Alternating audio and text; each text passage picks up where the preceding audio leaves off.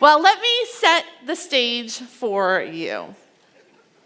15 years ago, in 2009, James Cameron debuted a story on film that left an astounding mark on cinematic history. You see, the movie Avatar quickly climbed the charts while capturing its audience's hearts with its mesmerizing landscapes and incredible motion capture technology. It was astounding on so many levels that within 41 days, it became the #1 grossing film of all time, a spot that it has held since that day. No movie has ever been able to overtake it. But as impressive as this story was, or this movie was, it was actually the storyline that really captured me. Now, you might not know this, I'm a story lover. I love telling stories. I love reading stories. I love hearing stories. I love watching great stories set to film. And I remember sitting in my seat in the cinema as the ending credits rolled over the screen, and I thought, wow, that was an incredible story. Now, in the film, audiences were immersed into the imagined planet of Pandora, where the Na'vi people live in harmony with nature and with each other. Their planet is rich with natural resources, while in contrast, the planet that we know as Earth is in great need of the resources that the Na'vi people live on top of. And so the premise of the story is that humans from Earth go to Pandora in an attempt to overtake the Na'vi people. They're going to colonize their nation so that they can essentially just take the natural resources that belong to their planet. But this is the cool thing. The Na'vi people are different than they expected. They live connected to their world and connected to each other in a way that is shockingly different from the humans on the earth that are portrayed. For example, when they go to greet each other, instead of saying just a passing hello, like you or I would, they pause and they take time to look at each other. And they consider what that person means to their community, their past, their present, and their future. And then with great intention, they look into somebody's eyes and they say, I see you. And this is what shakes the humans to their core, so much that they are unable to go through with the plan to overtake the Na'vi people. Now, beyond the cinematic genius that is this film, I think this is what actually captivated audiences around the world. It's what captivated me as I watched the film. It gave me this beautiful glimpse into a world that God had created humanity to first be, how to care for our earth that we have been entrusted with, and also how to care for each other and live in these connected lives to truly see who another person truly is. To know and be known, to be connected to something outside of ourselves. That Na'vi greeting, I see you, is such a powerful statement because I think it speaks to who we were created to be.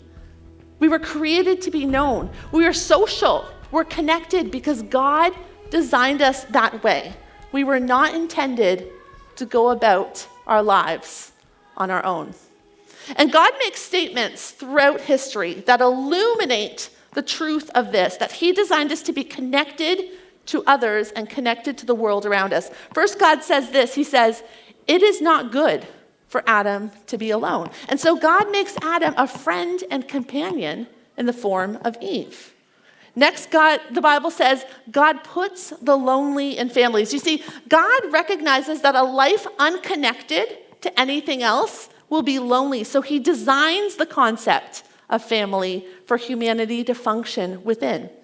Then God says, I will be your God, and you will be my people. See, God connects himself to humanity and tells us that we need him to actually be complete. Friends, the truth is that God connected us to be connected to each other. He designed us because these connections are actually life-giving.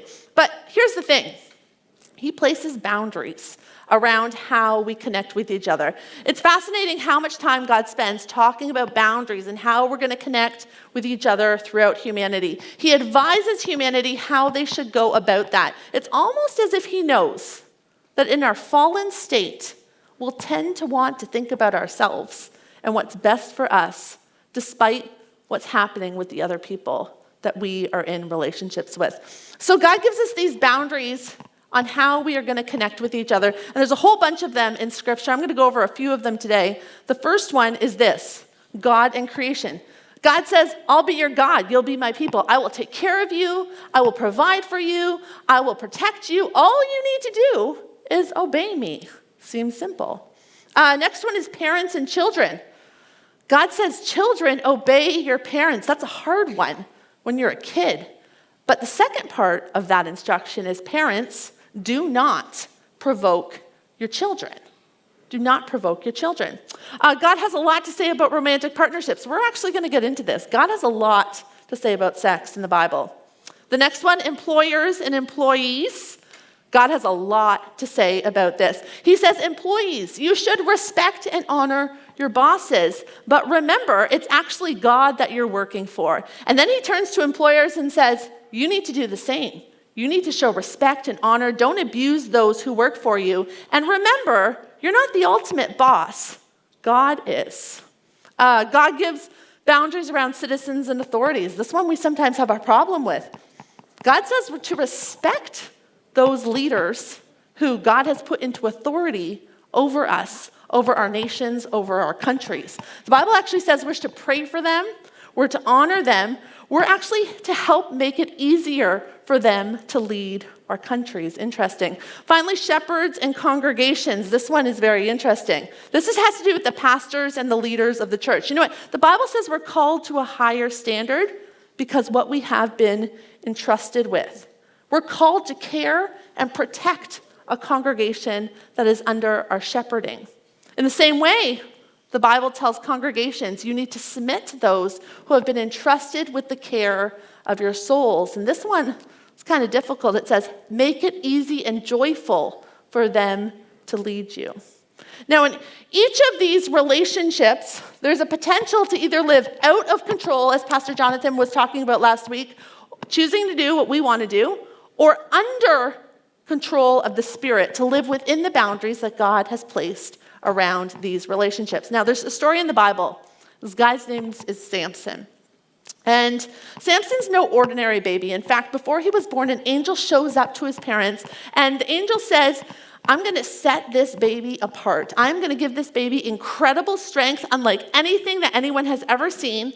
It will be unmatched by anyone in the world. And the angel tells these parents that this child is supposed to follow these boundaries in his life. There's 4 boundaries that God places over Samson's life. The first boundary is a boundary that God places around any of his followers, any of his people. It's a boundary that actually keeps us to help us honor and focus on God. You see, this boundary keeps us from the temptation that we all have to go after other gods and thus not fulfill the purpose God has for our lives. So the first boundary is this: marry only God followers. It's a hard boundary. The next boundaries are a part of what we call the Nazirite vow. Now, a Nazirite vow is something that people would take, and they would take this vow at certain seasons of their lives, not their whole lives often, but Samson was to take this vow for his entire life, and it included these 3 boundaries on his life. The second was, do not consume anything from grapes, do not touch a dead body, and do not cut your hair. And so Samson's parents, they help him keep these boundaries as a child, but he becomes the age of a young adult where he makes his own choices. And one day Samson arrives home and he declares that he has met a girl who is not a God follower. She's not an Israelite. She's actually a Philistine, who are the enemy of God's people. And Samson plans on marrying her. Well, you can imagine mom and dad kind of get involved. They remind him of the boundaries that God had placed over his life, but Samson will hear none of their wisdom. Kids are sometimes like that. I am sometimes like that. And instead, Samson goes and marries this girl, and this is the first step over the boundary that God had placed on his life. In fact, Samson says this to his parents: get her for me, for she is right in my eyes. Friends, we need to be very, very careful when this type of language enters our minds or comes out of our mouths. When we justify our actions by declaring it is right in my eyes, this is a warning sign that we are crossing a boundary that God has placed on our lives. This is also a prime example of how we choose to live an out of control life, like we've been talking about. A life that's not controlled by the Spirit. We often trick ourselves into believing that one simple decision to go against the boundaries that God has placed on us is really no big deal. But the consequences, as we're learning, can have disastrous results. Like we learned 2 weeks ago, how a mess in one area of our lives can actually start to seep into other areas of our lives, flow into other areas of our lives until we have a big mess on our hands. And this step outside of the boundaries of his life leads to more steps outside of the boundaries for Samson. See, after Samson has disregarded God's boundary to marry this woman, we read that Samson goes to visit her. And on the way to visit her, he passes through a vineyard, which is interesting. And on this day in the vineyard, a lion comes to attack Samson. But because Samson has this incredible strength given to him by God, Samson is able to fight the lion, kill the lion in the process. I'm telling you, crazy stories in the Bible. Now, a few days later, Samson goes to visit her again, and he walks by and he sees this dead, rotting lion on the side of the vineyard. Inside of the lion, there's bees, and they've made this beehive, and bees are doing what bees do. They've started to make honey. So what does Samson do? He doesn't walk right past. Instead, the Bible tells us that Samson takes his hand, puts it inside the dead, rotting carcass of the lion, scoops up some honey, and goes about eating it right in the middle of the vineyard. Friends, it's astounding to me how many boundaries that Samson is willing to cross, almost nonchalantly. He disregards God's boundary in a marriage partner. He marries someone outside the nation of Israel. He gallants through the vineyards, I imagine, possibly, likely snacking on grapes along the way. He puts his hand in the belly of a dead animal. He was not supposed to touch anything dead, just to snack on some honey. All he has left to do is cut his hair, and he will have broken every boundary that God had placed on his life. Now, I have never eaten honey out of a rotting dead lion. I don't know if you have, but I have not. But if I'm honest, sadly, I can understand, maybe identify with some of Samson's choices. So often in life, we are tempted to get as close to a boundary as possible, which I believe is what Samson was likely doing here. Humanity has this tendency of stepping as close as we possibly can into disobedience while technically claiming obedience because we're still inches away from the boundary. But understandably, standing so close to boundaries often will lead us to stepping over them. And then we're left surprised, shocked even, how we ended up on this side of a boundary as if we hadn't been thinking about it all the time. You see, at first, those steps over a boundary, they can seem insignificant. No one really sees them. No one sees the damage that they cause. It's very minimal. But over time, the gaps that stepping over a boundary can create will widen it to the point that it's very difficult to step back into the safe zone. And so as Samson continues to step over the boundaries of his life, he begins to experience some hardship and pain. Now, on one hand, Samson is the leader of Israel at that time. For 20 years, the Bible says he led Israel. But during that time, his enemies, the Philistines, his wife's people, are looking for a way to defeat Samson. They try to learn the trick to his incredible strength. They actually use his wife to try and coax it out of him, the Bible says.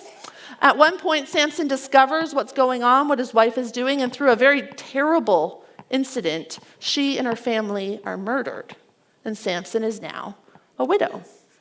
And even though Samson has broken nearly every boundary that God had placed, God still continues to bless him with incredible strength.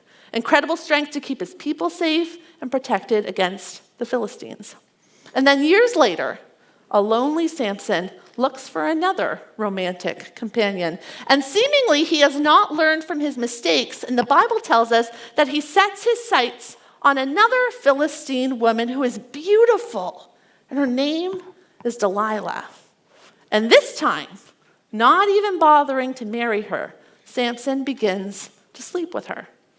And this is the beginning of the end for Samson because the Philistines used Delilah to discover the truth about Samson's strength, which is the final boundary that Samson has yet to cross, the cutting of his hair. And so one night, Delilah, who has simply been using Samson for sex and information, cuts off Samson's hair, and he awakes to find that his strength has left him. And the Philistines, for the first time in 20 years, are able to overtake Samson. Friends, there are so many missteps in Samson's life. If you heard the story of Samson as a child, you were likely taught to believe that Samson's strength came from his luscious locks of hair. But the truth, I think, is that the strength of Samson actually came from being dependent on his obedience to God. See, it was that moment in the bedroom that sealed the undoing of Samson, because Samson and Delilah were both using sex as a tool to manipulate somebody else to fulfill their personal needs and wants. They were both in that bedroom selfishly getting exactly what they wanted. See, their sex life had nothing to do with connecting to another person. It was all about everything me, myself, and I. Friends, what happens in the bedroom has an impact on every other area of our lives. Sex is something we do not like to talk about in church, do we? I grew up in a community where the word sex was basically a swear word. It was completely taboo. We were not allowed to say it. Churches and Christians have this thing about avoiding talking about sex at all costs. And the message that comes across because of this is very clear. Sex equals shame, which has caused the world to begin to believe that Christians, or as a whole, are opposed to sex, which is wild because God is the designer of sex. God designed it as a part of our human experience. And if God did that, then we should actually be the leading voices in talking about why God designed it and what his intention was when he created it. But when we refuse to talk about sex, what actually happens is that we just make space for someone else to create a measuring stick. Now, what do I mean by a measuring stick? Well, if the followers of Jesus refuse to talk about sex, if we hold back on what God has told us in the Bible, then we cannot fault the world for developing a different measuring stick to use, can we? Often we blame the world, but really it's our own fault because we refused to talk about it. Experts will tell you that the first voice that anyone hears on any given subject will actually become the measuring stick that they will use to measure any information that ever comes to them from that point on. It's almost as if we walk around with one of these or a couple of these in our back pockets, and anytime anyone says to you, hey, I want to tell you about something, here's some new information, have you thought about that? We'll take out our imaginary measuring sticks and we'll hold it against what we already know, and we'll measure their information against what we already have. Sometimes our measuring sticks are accurate, and so when we use them, they accurately can measure if something is fake news. But often, our measuring sticks are inaccurate because the information that we use them was built on fake news. And so in those cases, well, we need to develop some new measuring sticks. And so today I want to suggest 4 measuring sticks that I think are incredibly helpful for us as we navigate sex and relationships. The first one is this: good sex is great dinner conversation. Good sex is great dinner conversation. Friends, the truth is that we need to be talking about sex more than we do. We need to be talking about sex around our tables.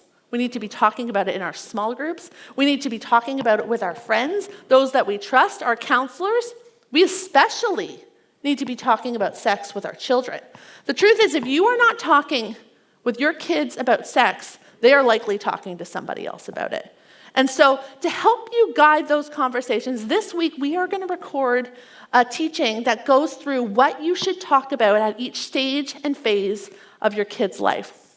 Because as much as I wish it wasn't the case, we need to be talking to our kids about sex much earlier than we ever want to, so that we can actually help them develop measuring sticks that are based on accuracy so that they can have healthy sex lives for the rest of their lives. And so we're going to make that available later on this week in our shareable teach. It will be available on our socials and our websites, and we hope that it will help parents and those that you know navigate this conversation. The truth is, I've sat with so many individuals over the years who have struggled in their sex lives because they've developed inaccurate measuring sticks. Just like many of us have broken areas in our lives, they've tried to hide their brokenness and pretend that everything is good. No problem in this area, everything is good. And you know what this does?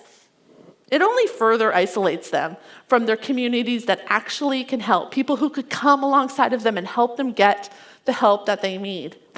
But instead, they now struggle with the weight of shame and guilt that God never intended for his children to live under. Until finally, their brokenness often lands them at the church office with a big broken mess on their hands because they've been so scared to say anything. Friends, the truth is that sometimes we try to avoid the truth that we are sexual beings. God created us to desire intimacy with each other.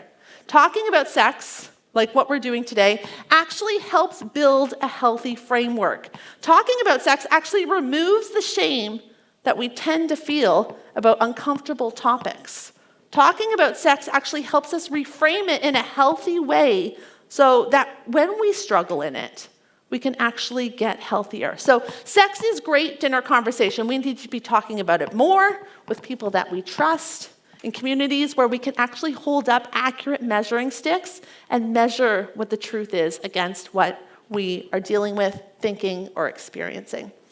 Measuring stick number 2, good sex is safe sex. Now, in the story of Samson and Delilah, they were both out to get something for themselves. They both had zero regard for the other person and how it would affect them. Samson desired Delilah's beauty, how it would make his body feel. Delilah desired Samson's secrets and how it would benefit her people. Their partnership was absolutely selfish. There was no connection. There was no commitment. And that destroyed both of their lives. Friends, the reason that God puts boundaries around us is he knows that we will destroy ourselves and we will destroy other people without them. Now, it's interesting to note, uncomfortable even for followers of Jesus, that Samson had boundaries that Delilah did not. Often when we hear this story, at least when I heard it as a child, Delilah was the problem. Like, she's like one of those words, oh, Delilah. Delilah was the problem, and poor old Samson, the man of God. But let me tell you, Samson had boundaries that Delilah did not. Just as followers of Jesus have boundaries that the world does not. It's why God instructs his followers not to partner up in marriage with those who do not follow Jesus, because followers of Jesus are called to lives of obedience, servanthood, sacrifice. The rest of the world is not called to those types of lives. It's why also God designed sex to happen within a covenant relationship, because covenants in the Bible are sacred. They're only to be entered with extreme thought to the past, to the present, to the future.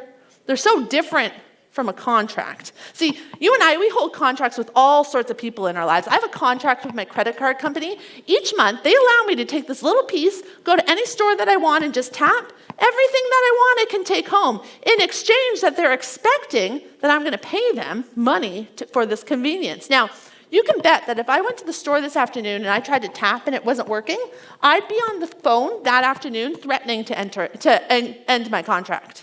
Now, many of us have jobs, right? Raise your hand if you have a job. You have a job? Okay, well, some of you, fantastic, great. Those of you who have jobs, you have a contract, right? You sign a contract with your work. I will come to work, I will do these things for you, and at the end of the week, you're going to give me a paycheck. If your workplace ends up not paying you week after week, I'm going to guess that maybe you're going to end your contract with them, right? Like, you're just not going to work for free the rest of your life. Covenants are very different.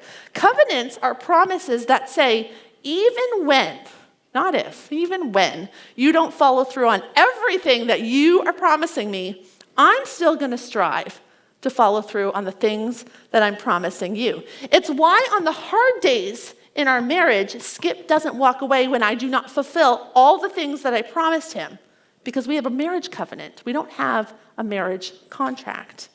See, the marriage covenant offers safety and security to the other person involved. It guarantees that person that when they are not at their best, the other person will still stick around.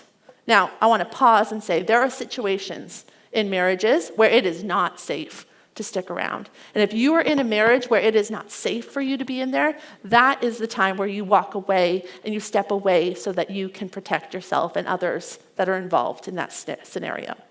But in a marriage covenant, when it is a safe place to be involved, even when we take our clothes off and show our faults to another person, the other person says, I'm going to stay. So you can't sleep with someone for very long and hide yourself from them. Because every time that we have sex, we're not just taking off our clothes. We're taking down the walls that we've built to protect ourselves. And we're allowing that person to see our most authentic self. It's why the only safe sex is within a covenant. Because when we have sex, we are inviting the other person to see all of us. Even the places that we keep hidden from the world, those hurt and broken and dark places. The truth is that we are all fallen people. I know you look fantastic on the outside. Online, you're looking fantastic. But on the inside, we are all fallen individuals. We all have imperfections. We all have massive areas where we don't measure up. There's ugliness inside each of us. They're the places that we hide from the world. It's just the reality of our humanness. We're not perfect. But sex actually gives us the ability to be permanently naked in front of someone else. Now, in a covenant, it's a beautiful experience to be completely real and authentic with another individual because there's commitment there. The other person will take what you are giving them and they'll treasure it. They'll keep it safe. They won't expose it to the world. You can be known by someone in a covenant relationship. But if there is no covenant, there's no responsibility, no commitment on that person's part to keep what you are showing them safe and sacred. They've made no commitment to you. Without a marriage covenant, it's like the person is saying, you know what? I'm still checking out, see what I see. If there's nothing ugly about you, then maybe I'll consider sticking around and making this permanent. And when Samson climbed into bed with Delilah to share his secrets, there was no commitment on Delilah's part to keep the secrets safe and sacred.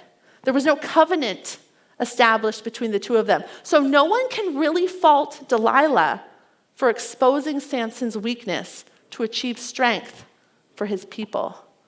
Which leads me to the third measuring stick, and it's this: good sex is a gift. Friends, we are all tempted to treat sex as transactional, as Samson did. But good sex, the way that God designed it, was meant to be meaningful and lasting. It was meant to build, not just one moment, for a long time. There's a beautiful book in the Old Testament. It's called the Song of Solomon. It illuminates God's purpose behind sex. Now, heads up, it's very explicit reading. I remember in youth, I was banned from this book. There were Sunday school teachers that ripped this part out of the Bible. They did not want teenagers reading this. It talks about, actually, the writer actually portrays sex as a garden. And it talks about all these beautiful pleasures and fantasies that God has ordained to happen within the marriage covenant. So if you're looking for a way to spice up your sex life and you have a covenant partner, maybe you want to read the Song of Solomon together. If we were to read through the passage today, we quickly notice it's very clear that sex is meant to be a gift. It's a gift that God designed to give to us so that we can give to other people. Now, the sex life in Song of Solomon depicts two consenting adults who have entered into a marriage covenant together. It's vastly different from the relationship that we read between Samson and Delilah. See, sex is a gift that is offered in the book of Song of Solomon. God designed sex to be a gift. That means it is always, hear me, always supposed to be consensual. Because when it is not offered freely, when it is only used to fulfill our selfish desires, it will destroy the other person who is involved. Over the years, Pastor Jonathan, you're probably the same. Over the years, I've journeyed with too many individuals who have lived with the pain and the hurt of sex being taken from them rather than freely given. And while I'm grateful for the therapy that's available to people so that they can heal from that brokenness that was done to them, and so they can move forward from such a painful experience. It's devastating to know the reality of how that pain affects someone's entire life. Hear me when I say this. Sex is always meant to be a gift. That means that sex is a gift always, even within a covenant relationship. When sex becomes anything less than a consensual gift, it is unsafe, even if a covenant had been made previously. If you ever find yourself in a position where sex is expected or sex is forced upon you, I want you to know that is not God's intention for your life. God has never called you to that. And there is help available for you to step away from that. And if that's you, our team would love to come alongside of you and connect you to the help that you need. Because sex, the way God designed it, is always meant to be a gift. That's why Paul writes in 1 Corinthians 13, he says, love is patient, love is kind. Love is not jealous, it is not boastful, it's not proud, it's not rude. Love does not demand its own way, it is not irritable, it keeps no record of wrongs. Love does not delight in evil, but it rejoices with the truth. It always protects, always trusts, always hopes, always perseveres. You see, God designed sex to feel this way because God designed sex to actually connect us. Now, measuring stick number 4. Good sex connects us.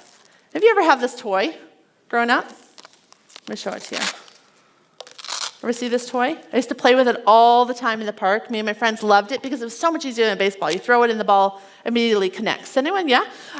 So the great thing about this toy is that it's fun. You can play with it constantly. But I remember what would happen. Eventually, these pads would start to become less sticky. What would happen is we would drag it in the dirt at the park. It would sit at the bottom of like a sports cupboard. It would sit at the bottom of my mom's car. And eventually what would happen is the pads would start to look like this.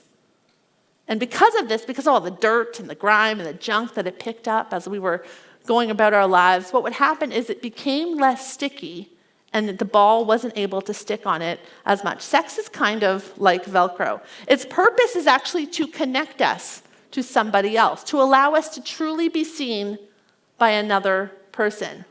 But sex, just like Velcro, has a tendency to become a little bit less sticky when it's not taken care of. You see, the more places that it's gone, the more people it has encountered, the more time it has been used, the more usage it has experienced, the more it's just kind of been treated like a toy down on the floor whenever you want to use it, the less sticky it often becomes.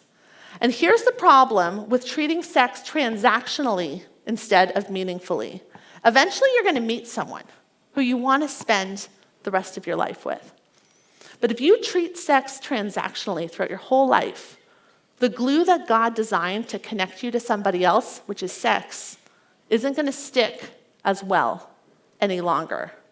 Now, I've met enough individuals who have abused sex to confidently tell you that when the boundaries that God places around us are broken, it becomes a real problem in our lives. Now, if that's you, I've got good news. If you've disregarded sex in your life, if you've treated it kind of like this toy just on the ground whenever you want to use it, not really thinking about it, not really caring about the consequences to anyone else but yourself, I've got news. Because what happens with Velcro, when you work to clean up Velcro, it can actually become sticky again. Now, it's a lot of work. It takes time and effort. I remember as a kid digging out all the leaves and the junk that we had collected so that we could use the toy again. At times, I wanted to just give up on this toy, throw it out, and buy a new one. But if you are persistent, if you're willing to do the work, I found you can dig just about anything out of Velcro. And the good news is that just like Velcro, sex can become sticky again if you're willing to do the work. Now, if your life has become kind of like this Velcro pad, I found that counseling helps. It's helped a lot of people. Being honest helps. Admitting to someone else that you have a problem, somebody who can keep you accountable to get you back on the right track, helps. So if you're like this, there is hope. You can get back to this if you're willing to do some of the work. As we end today, I wonder if you might ask yourself, is there a measuring stick that I mentioned that maybe you need to adjust in your life. Maybe you need to look at a different measuring stick. Remember, good sex is great dinner conversation. Good sex is safe sex. Good sex is a gift, and good sex connects us. Now, maybe you're in a season of your life where you're single. Maybe you're single by choice, maybe by circumstance. The Apostle Paul, he actually praises singleness as a path to honor God with our lives in a way that is completely impossible if you are in a marriage covenant. And it's important to note that you do not need to choose marriage or sex to have a complete life. Sex is not a requirement for a full life. It's just simply a tool. What is a requirement for a full life is connectedness. God designed us to connect to each other through humanity. Sex is one of the tools that we use. There's many tools that we use to connect with each other. We have many relationships outside of our romantic sexual ones. What is a requirement, though, is that we are connected to other people. What I love about these measuring sticks is they're actually not all about sex. What you can do, actually, I find that if you simply switch them around a little bit, you can use the word relationship to get the same measuring stick, same truth out of these things. So good relationships are great dinner conversations. We should be talking about relationships around our dinner tables, in our small groups, with our friends, with our therapists. We should be talking about the relationships that God has gifted to us so we treat them with care. Good relationships are safe relationships. We need to be in relationship connected to people who are safe, who treat us as honored and treasured, friendships and family members who honor us and treasure us and the things that we value and believe. Good relationships are a gift. Sometimes we don't recognize that God has given us the gift of relationship. God designed us to need each other. We need to treat those who we are in relationship with as a gift. And finally, good relationships, well, they connect us. Speaking to that connected piece, that God designed us for connection. And good relationships connect us. And if you don't have relationships in your life that connect you, I have good news for you. Here at One Church TO, we're a community, a family that you can be connected to. Now, God has set standards for all of us. They are boundaries that God has put in place so that we will keep each other safe and that we will stay safe too. But if you're honest, if I'm honest, many times I've broken some of these boundaries.